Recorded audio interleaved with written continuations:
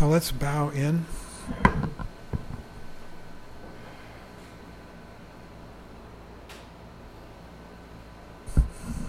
And welcome to New York Buddha Dharma. Tonight we're going to be talking about the Bodhisattva Vow, which people are going to be taking next week, along with others who are taking the refuge vow. So the Bodhisattva Vow is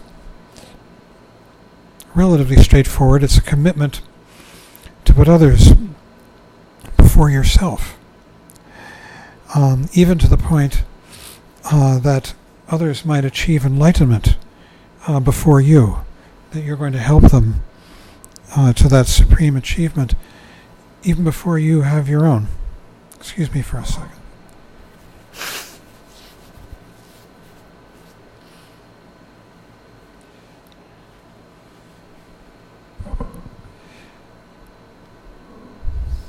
It's funny, I've got pages and pages of notes on this. I've got 9 pages over there, and I boiled them down into about 3, and I think I could say the whole thing in about 60 seconds. But this tradition has been handed down for many generations, since the time of the Buddha, theoretically. It's the vow that is taken after you take refuge. You take refuge first, where you're committing to this path, as opposed to any other path. And you are also, when you take refuge, taking the Buddha as an inspiration and an example of an ordinary human being who achieved complete awakening in a way that each one of us can, if we put our minds to it and have that aspiration.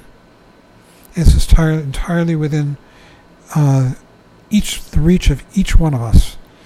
In this life, in the next life, it doesn't matter. And in fact, in the Great Perfection teachings, the Dzogchen teachings, which are the kind of the ultimate teachings of our path, they say that all beings, from the lowest microbe to the most evolved form of intelligence, are evolving inexorably to enlightenment. It's just a matter of time. But we can speed that up a lot through our practice and our intention. And in fact, what they say is that if you apply yourself and with the right techniques, you can even achieve enlightenment in this very lifetime. It just depends on your good fortune and your diligence and your determination and meeting the right tradition and instructions. Taking this vow is really a magnificent thing. It's glorious. It is because it's an affirmation of the value of this life. Normally we, in our neurotic minds, we go through life feeling impoverished in one way or another, lacking, as though we're somehow poor. And we have to struggle and to achieve some better way to be. But in taking the Bodhisattva vow, we're proclaiming our wealth to such a degree that we're willing to forego our own benefit in order to help others out of their suffering first.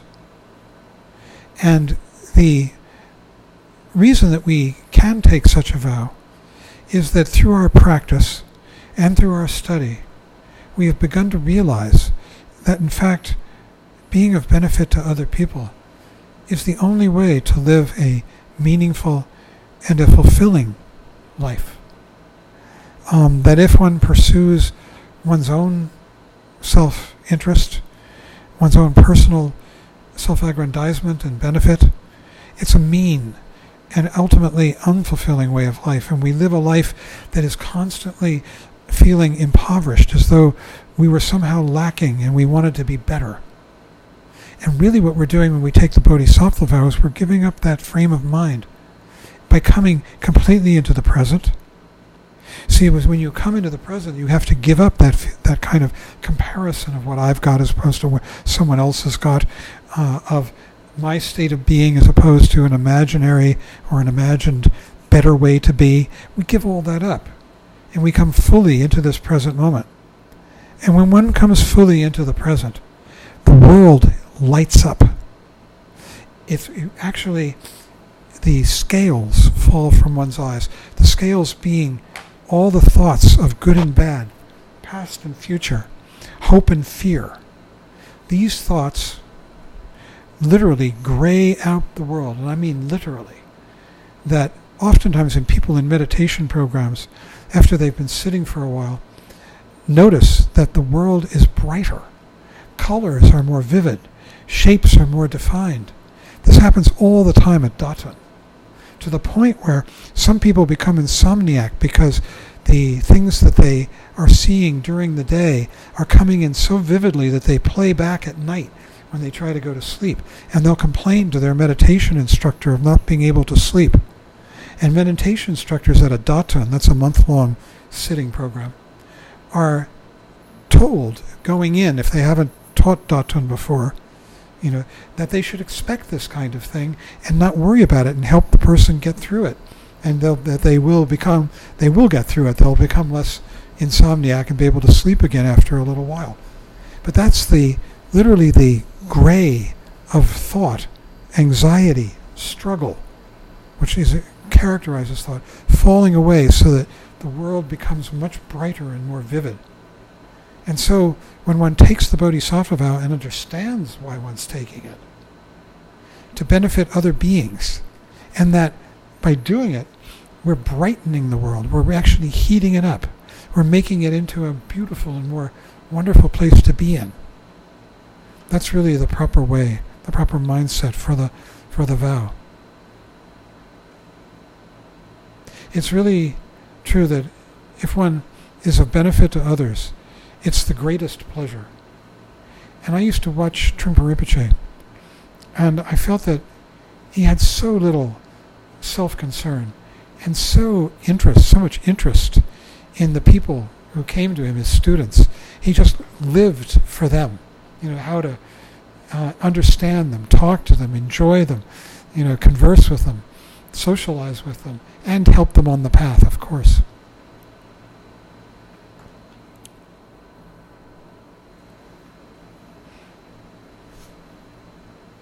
He says, we no longer try to build up our own grandiosity. We simply try to become human beings, human, who are genuinely able to help others. That is, we develop precisely that quality of selflessness, which is generally lacking in the world. So this is really a commitment to selflessness. It's really quite extraordinary. I mean, how many times in the course of a day something happens and you get really irritated and you think, that person, they are screwing up and they shouldn't have done that, and I'm going to give them a piece of my mind and blah, blah, blah. Well, once you've taken this vow, you'll find yourself catching yourself and you're thinking, wait a minute, I should be putting that person first. That's the technique. I should be thinking of their happiness and well-being instead of being irritated with them.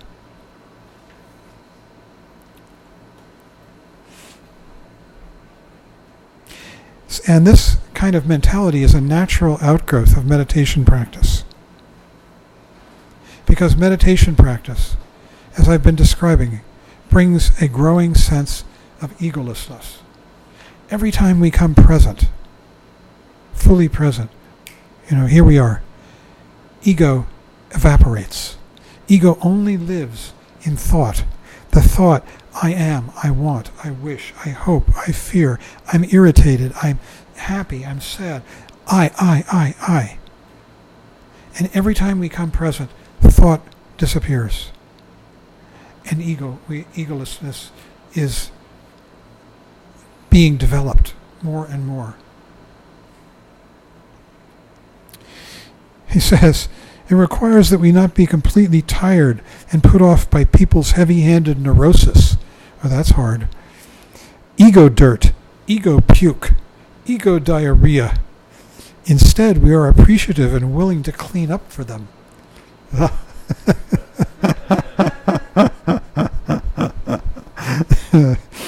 Oh boy. And he calls this the ape instinct. The usual human, this reverse of the ape instinct. The ape instinct is the ego instinct. It's the usual human instinct to feed ourselves first and only make friends with others if they can feed us.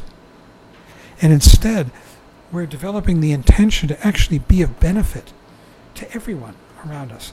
What an extraordinary thing. For one thing, it requires great mindfulness, great self-awareness, because our habit is to be thinking about ourselves as we walk down the streets of our lives. And to counter that and start to think of putting someone else first is not only hard in its own right, but it's hard because we're out of that habit. We don't have that habit. Our natural instinct is the reverse.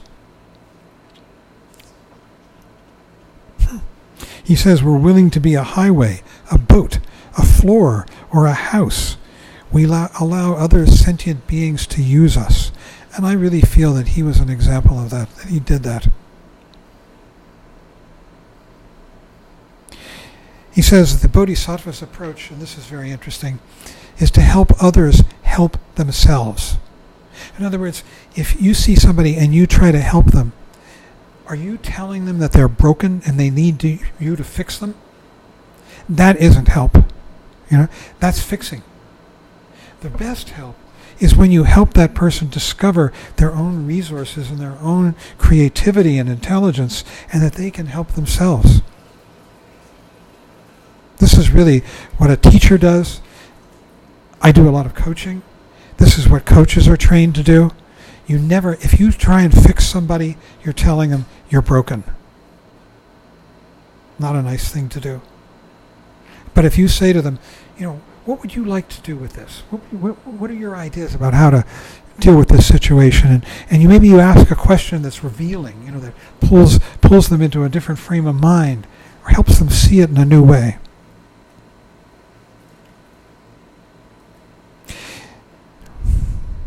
He says a fully developed enlightened being exists in each one of us already. It's not a myth. It's already here. Every time we come present, every time we come into this space of this present moment, that's environmental present awareness, we are contacting our awakened mind. This is the best kind of practice. This is called in the higher realms of teaching, like in the Dzogchen teachings, taking awareness as the path. You're not trying to be a good person. You're not trying to behave according to some rules of morality. You're not trying to watch your breath. You're taking awareness as the path. And to the extent that each one of us understands how to be aware in the present moment, we can do that much more effectively. And that is the fast path to enlightenment. So, when we do this practice, we are really practicing. We're going to become Buddhas. This is the way Buddhas live. This idea of helping others and putting them before you, it's the dominant ethic of the Mahayana stage of the path, the middle stage of the path. Because it's the Bodhisattva. The Bodhisattva is the person who traverses the middle stage of the path, the bhumis, the stages from the 1st to the 10th. But the interesting thing is that even after enlightenment, that ethic is still the ethic of the path. It's the ethic now of Tantra, and it's the ethic of putting other people first, of helping others again and again and again. That's what the practitioner lives for, to be of service, to help others. They say that there are 3 levels of help. The lowest level, and this is not trivial, is to help somebody with material means, food, money, clothing, shelter. These are important. The second level is to help a person with protection from fear.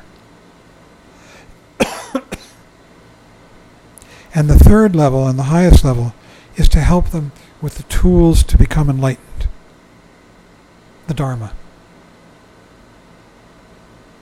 Frankly, I find all 3 of them equally satisfying. And in a way, The first two are harder because they have less acknowledgement and less support. So what we're doing is we're transplanting bodhicitta. Bodhi means awake, chitta is mind. We're transplanting bodhicitta into our minds and hearts. They say into your heart, but you have to realize that in the Hindu, Indian tradition, this is where the heart is. It's also where the mind is. The mind and the heart are one complex here, the hridaya. And so when we talk about transplanting awakened mind into the heart, it's here. It's a mind and heart thing. And really, when we start to put other people before us and think of their benefit, we are transplanting bodhicitta into our heart because it's egoless. We're giving up that egotistical self-concern.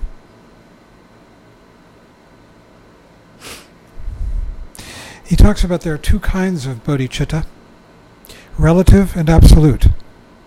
Relative bodhicitta is like you have this intention to take a trip.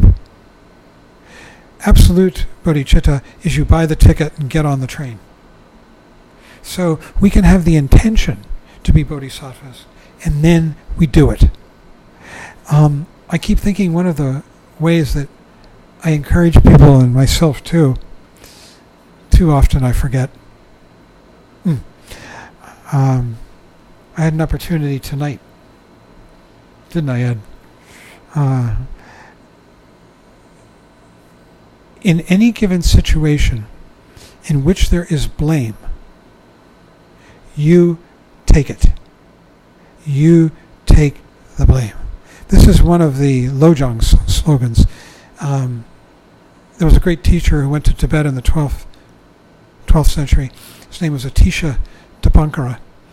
And his teachings were codified by one of his students into 57 slogans.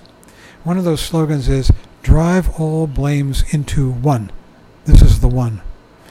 And so in any given situation where there's a blame being apportioned, the discipline is you take it.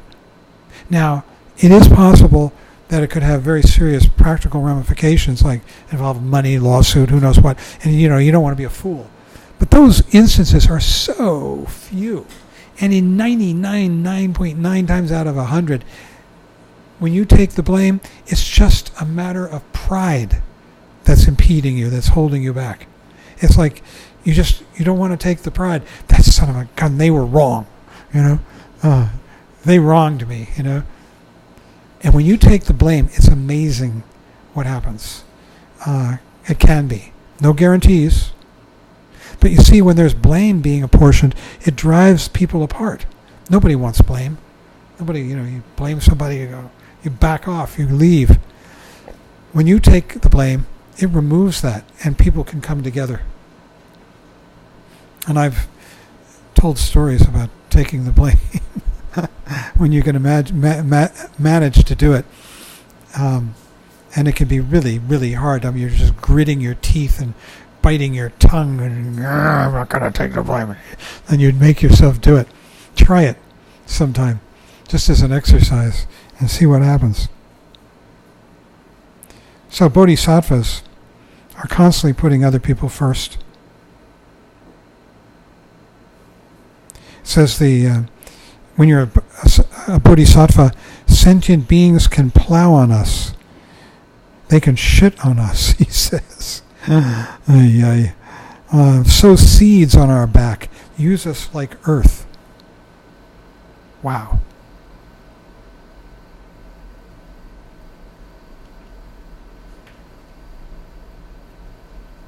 So the bodhisattva path is much more demanding than being a refugee. Refugee is rather safe, taking the refuge vow. You take the Buddha as the example. You take the Dharma as your instructions on how to be, in the world, how to tread the path, and you take the Sangha as the community of people who you're treading the path with, and they're a great support.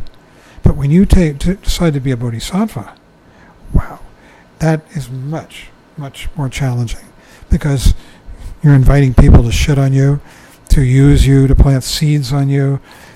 You're putting them first, even when you know that they're at fault, and you're giving to them before you give to yourself. And you invite all sentient beings as your guests. He says compassion is the heart of the practice, of this practice. And this is the practice, too, of meditation in action.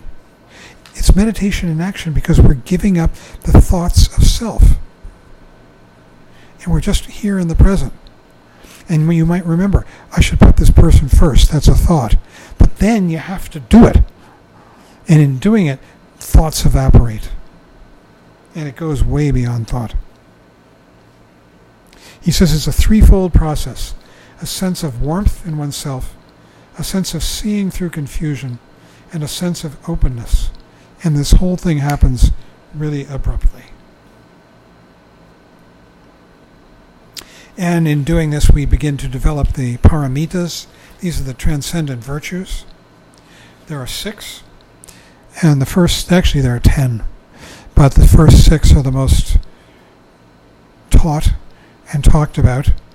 The very first one is generosity.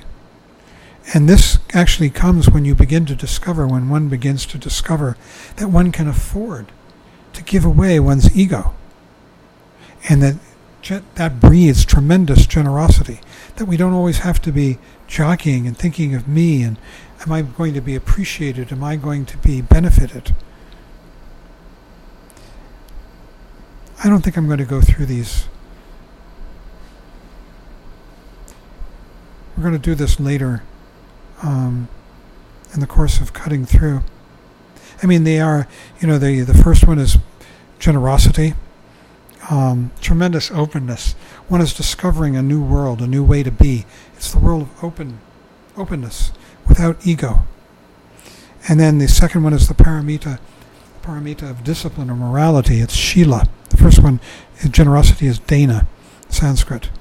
And then there's Shila, which is discipline or morality. And the idea is that when you begin to open in this way and let go of your ego, you act appropriately in every given situation because you're no longer pursuing your own selfish interests. But instead you can see what needs to be done. And that's the real meaning of discipline. That you act properly, appropriately in the situation. The third one is patience. That paramita. Paramita means transcendent virtue. It's transcending ego. It's beyond ego, these virtues. And he says that the patience, the paramita of patience, is that you stop blaming others, which allows you to be really calm and present in the present moment. I keep thinking about our driver tonight. Ed and I came down here in a car, and we called a Via, the shared ride, and the app told us to wait at the corner of 14th Street and Avenue B. And I could see the car, came up Avenue B, came to the light, went through the light, and drove right by us. And it headed down the block. And I ran out in the street, and he was going we wasn't stopping. So I called him. And I was really pissed off.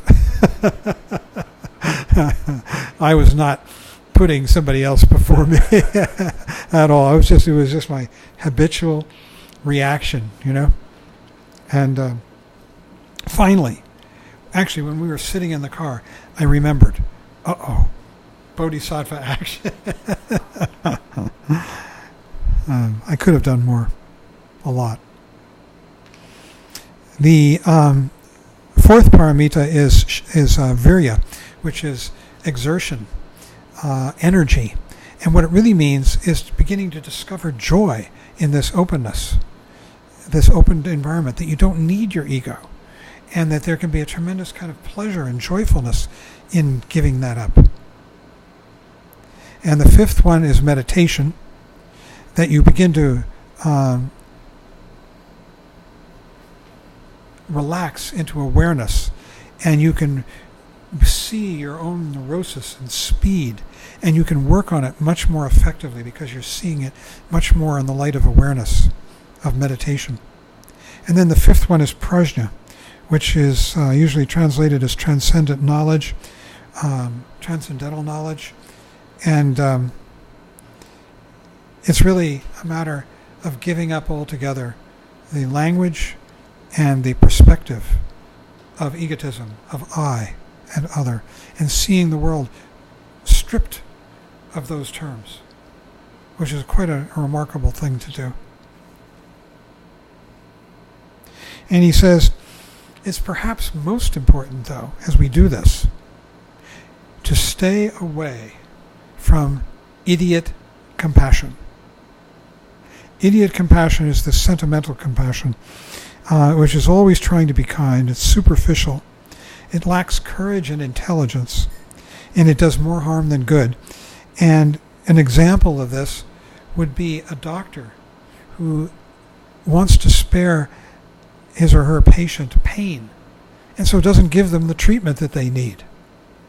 And another example is a mother or a parent who spoils a child and doesn't give them the discipline and the training that they have to become a competent and caring adult. So we stay away from idiot compassion. Our compassion has the best interests of other people at heart within this view of sanity.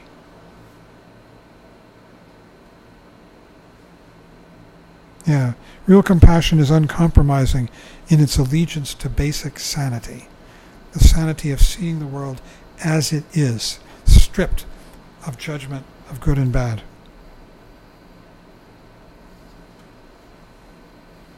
There is only the vast idea of unceasingly helping all sentient beings. That's us, by the way. We are sentient beings. Unenlightened beings of every kind, down to the lowest microbe, are sentient beings, as opposed to Buddhas and Bodhisattvas. So, there's only the vast idea of unceasingly helping all sentient beings as limitless as space. There are just infinite numbers of them along the path to enlightenment. And so we're going to take the Bodhisattva Vow, the ceremony. I was hoping to have this booklet that we need for it. But the mailman was supposed to deliver it Friday. Didn't come Saturday. Wasn't in today's mail. And then late in the afternoon, we opened the door and found this little tag saying they tried to deliver it. I was there, so we don't have these things. Another irritation, right? And hopefully they'll come tomorrow, and either I'll mail them out to the Bodhisattvas to be, so you can see them before the ceremony, or we'll just give them out the day of the ceremony. But the ceremony itself is a public statement of your intention to try to remember, to practice this, of putting others before you. I mean, you can experiment with it, to see just how painful it is. It sounds terrible, doesn't it? Putting others before me. I mean, I'm going to give that other person my piece of chocolate cake and not have it for me? Whatever it might be. So it starts out, you request the preceptor to administer the vow and accept you into the family of bodhisattvas, some of whom are just aspiring bodhisattvas. And all of this is to help you develop your inclination toward enlightenment. And so the irony is that even though you genuinely have the intention of helping other people to achieve enlightenment before you, by doing that, you get enlightened willy-nilly. No guarantees, but that's supposedly what happens, often earlier. So the teacher instructs you to renounce samsara and develop compassion for all sentient beings. You develop the desire for enlightenment and devotion to the three jewels and respect for the teacher. The teacher principle will inform your practice more and more. And it will be very personal to you who represents that teacher. It will be somebody who managed to really help you on the path, and there will be levels of teachers, because we have the whole lineage, going back to the time of the Buddha, carrying these teachings for us. And some people carry it in greater degrees and some less. Some people communicate it to each one of us very, very powerfully. And our gratitude for these people increases. And to the extent that that person transmits the true Dharma to you, then every time you think of that person, the Dharma is alive and there, present in you, and is lit up. It's your Dharma that they've shown it to you, how you can find it in yourself.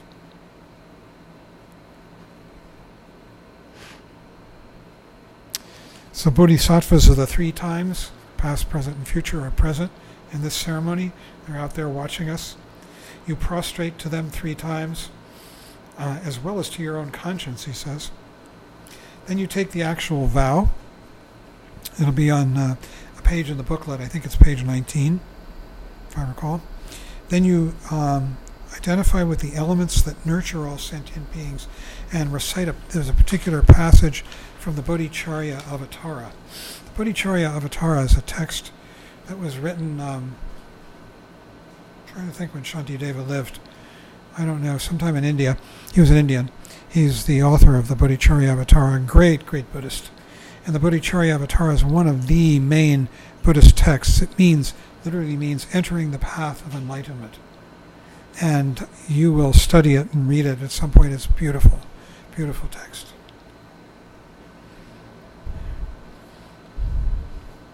You're committing yourself to great hospitality. And there's no specific moment when you can identify when bodhicitta, the awakened mind, enters you. But in some way or other, you give your gift and you are inspired. You're going to give a gift. You know, the bodhisattvas, people taking the vow, you have to give a present. And that present should be something that is meaningful to you. It sort of represents your ego, you know, you're holding on. It doesn't have to be expensive. It should be something meaningful, Dharma. And I'm not sure what we're going to do with them. The bodhisattva gifts, but they will be given.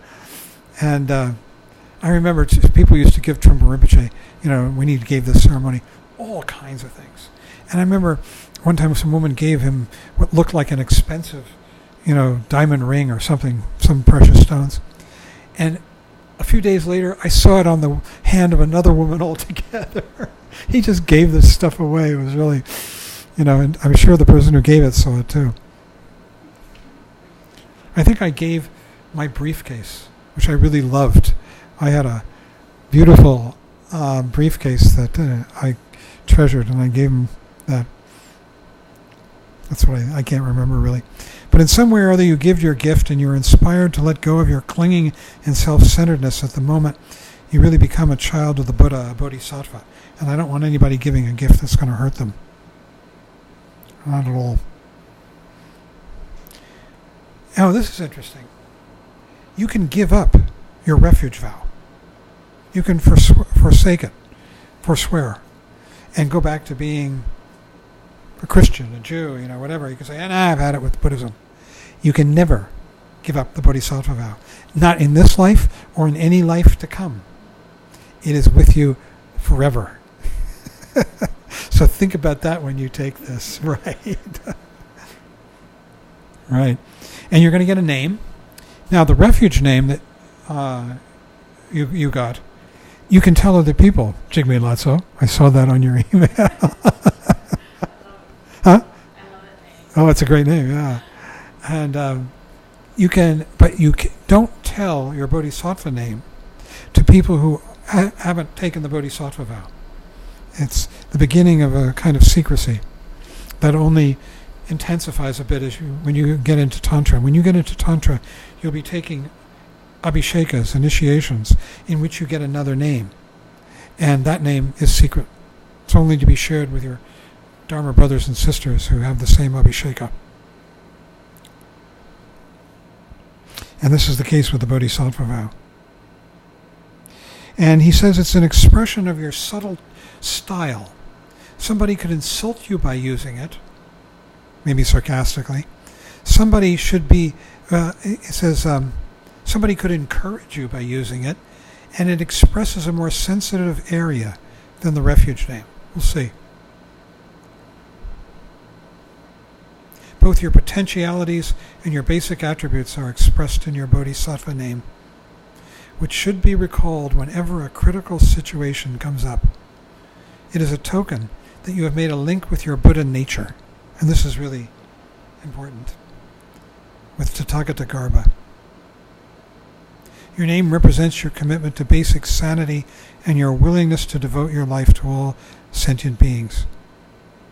And then we celebrate. Having taken the vow, you celebrate as a landmark. It's an extreme challenge, committing yourself to people without consideration for your own comfort. And the key to meeting such a challenge is fearlessness, which also develops on the path. The more we come into the present moment, the more fear dissolves, because the main purpose of fear is to prove that ego exists. I is the one who's afraid for my benefit, my life, my being. And as we come into the present moment, that begins to dissolve. I remember, I'll just tell you one last story. Tumper Rinpoche scorned vacations, especially going to the beach. He called it lying in the dirt. You could go to the beach and lie in the dirt. But nonetheless, he went, his wife wanted to go on a vacation, and they went to Mexico. Now, he was partially paralyzed on his left side. Nonetheless, he got himself up in one of those paragliders. You go on skis and you get towed behind a boat and with a kite on your back and you go up in the air and then it sails down and you land in the water and they pick you up. He did that. When he came back, I was with a group of people and he told us that he was surprised to find, when he did that he was still afraid of dying.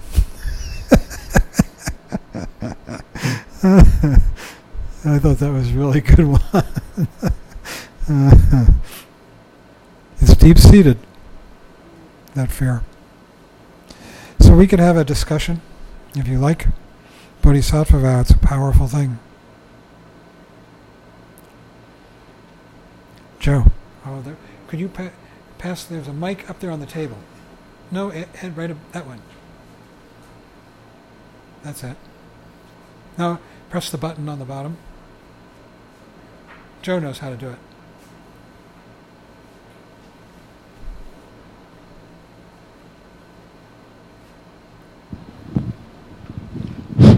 There you go. I have to say, reading the vows was it was thrilling and chilling at the same time. Cheering? Chilling. Chilling. Because to be honest with you, I saw it as it's very challenging. Say the least. You used the term earlier as aspiring bodhisattvas. Now, I have some fear. Because I feel like test is the wrong word, but challenge was more of the right word. And I always view these teachings as an aspiration. Is it incorrect to view these vows as an aspiration? As aspirational? Yes. No, I don't think so. It's realistic. But at the same time, you might push yourself a bit and see what happens. Right. To actually live it in moments, time to time, when you have this via driver who drives right by you and you want to kill him. It's going to be very interesting because this is like the clash between Eastern and Western culture. I mean, when I was younger, I always put everybody before me. And that was because of an issue of self-esteem and things like that, low self-esteem and stuff like that. And I've worked on that for a long time now. So now doing that would be coming from a different place. This is not an issue of self-esteem. No, I know it's not, but I'm saying for me personally, it's going to be... I know, but if it's done that way, you're doing it wrong. If you say, I'm going to put this person ahead of me because I'm such a lousy little wretch, that's another form of neurosis. And we need to get through that. Well, that's what I'm getting to. So it's going to be a really, really eye-opening experience. It is, and it has done the best way is that it's done with clarity of mind and with compassion.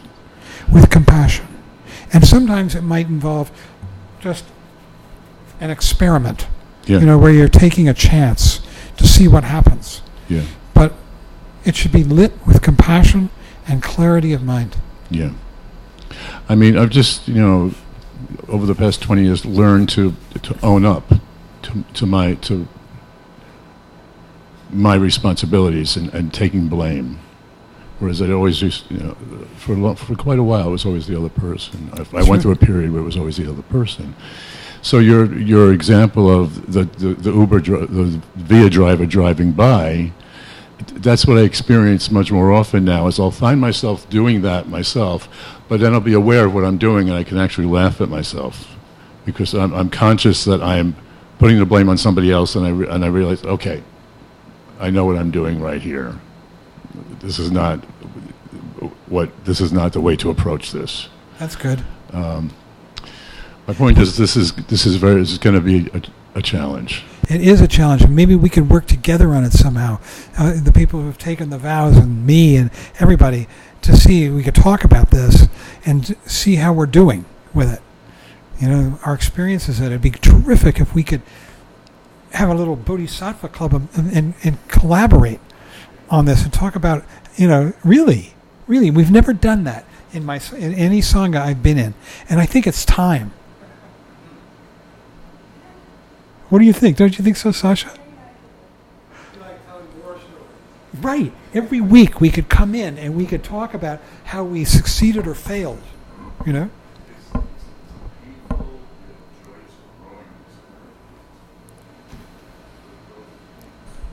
I think it would be marvelous. Yeah, both growing and also the sense of camaraderie and of sharing in a common effort to realize this extraordinary, precious teaching. I mean, it's beginning to get to, bone on bone. This is no longer theoretical or something you can do sitting in your closet, in your own little room. I don't hear you. I think you felt adrenaline? I felt adrenaline doing the reading. So it was just, it was really hitting home for me. So this is going to be very interesting. I think so. May I make a suggestion that it's because of self-esteem that you can take the Bodhisattva vow. Because you value what you've got to give, that you can be generous in giving it to a stranger or other people in your life. You can't respect others unless you respect yourself. And that's where you...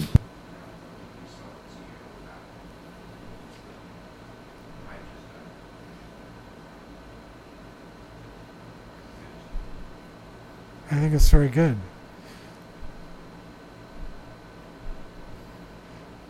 Anybody else? Marie. We have to press the button. So, as I understand, when you take a vow, you don't just become a bodhisattva right away, right? You have to work on it, and maybe you're 10% bodhisattva at the beginning. I think you are a bodhisattva. Yeah, when you have the intention, we can call you a bodhisattva. There are no grades here. I mean, it's not you either you are or you aren't. Then there are the 10 bhumis, and you get the those 10 grades. But you're already a bodhisattva if you're. Yeah, when you take the Bodhisattva vow, you are becoming a bodhisattva. More and more and more. We need some batteries. I think there's some in there. Oh no, here they are.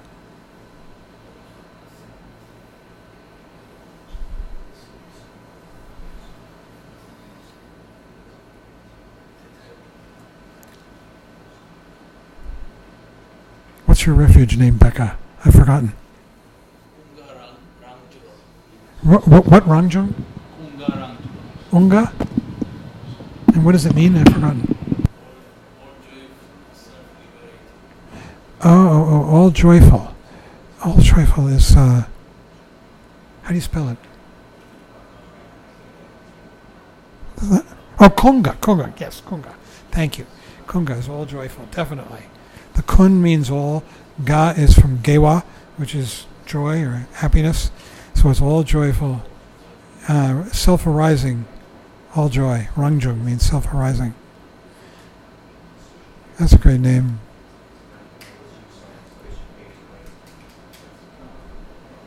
Do you think that's your potential? Is that your potential? To be all joyful?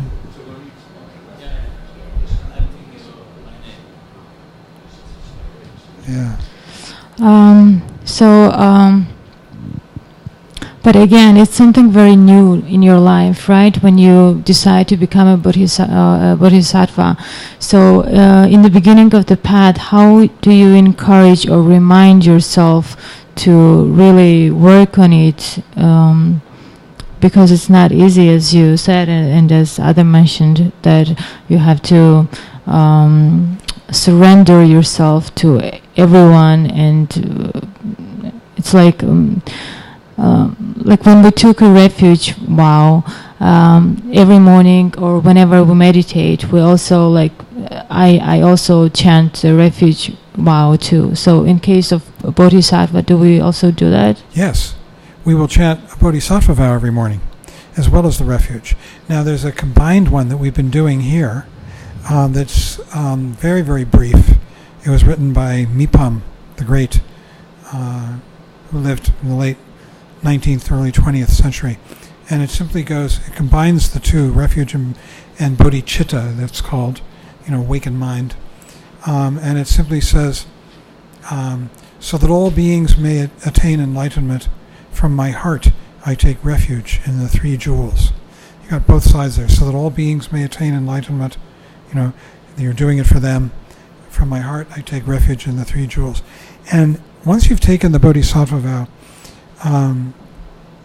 according to traditional teachers, it's important that you begin your practice with the refuge and the bodhicitta, and you end your practice with the dedication of merit. That's sort of minimal. Then that creates a complete practice. You expressed your intention going in, your respect for the three jewels and your intention to be of benefit, and going out, you take what you've just done, your practice, and you dedicate it for the sake of all sentient beings. Do you mean in your meditation practice? Yes. If in the case of this class, we'll end with the dedication of merit.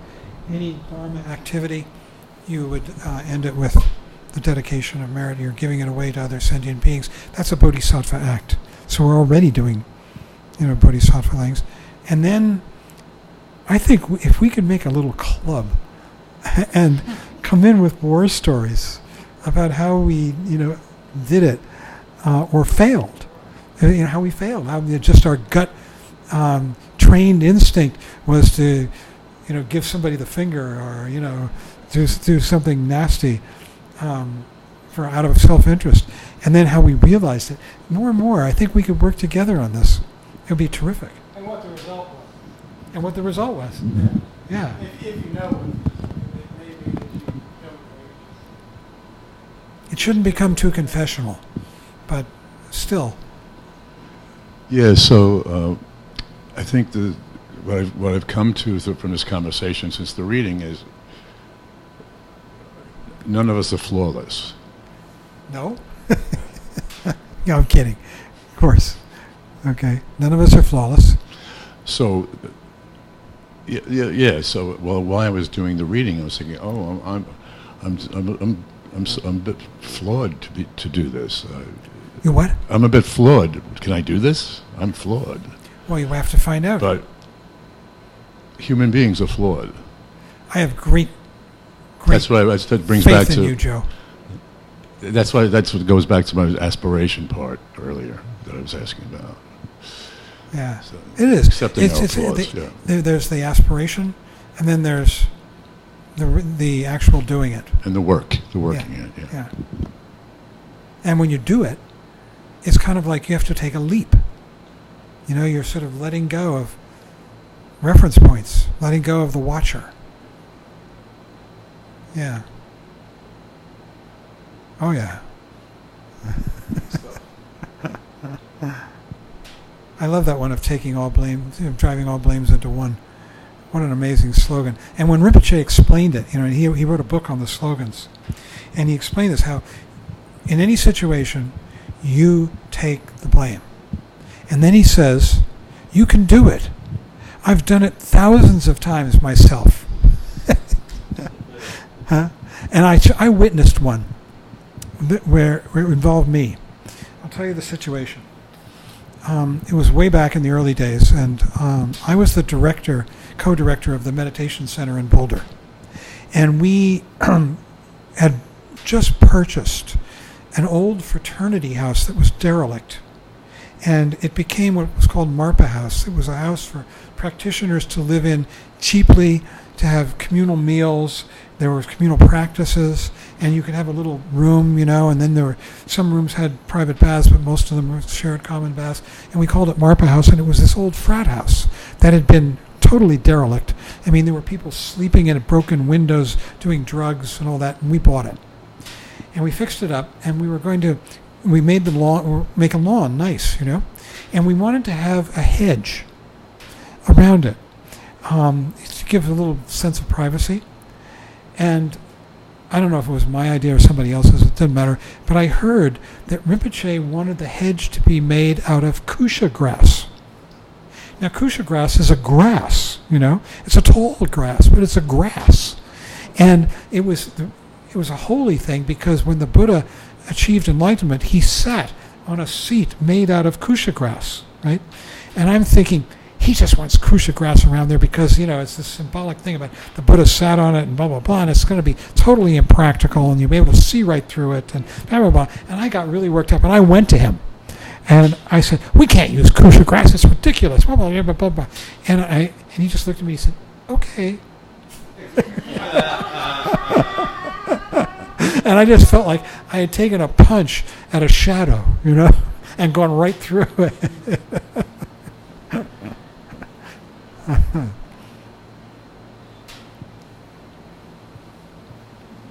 Well, maybe we should end. Let's do the dedication of merit, and then we'll have some snacks. Do we have a chance, everybody? No? Oh, well. Yeah. You got it. Yeah. Maybe you know it. It's in there. And is that the 3 stanza version or the 2? We'll do the first and the last. Okay, we'll skip the center. We're going to do the first stanza and the last stanza. Okay. By this merit may all attain omniscience, may it defeat the enemy wrongdoing. From the stormy waves of birth, old age, sickness and death, from the ocean of samsara may I free all beings. By the confidence of the golden sun of the great east, may the lotus garden of the Rigdon's wisdom bloom. May the dark ignorance of sentient beings be dispelled. May all beings enjoy profound, brilliant glory.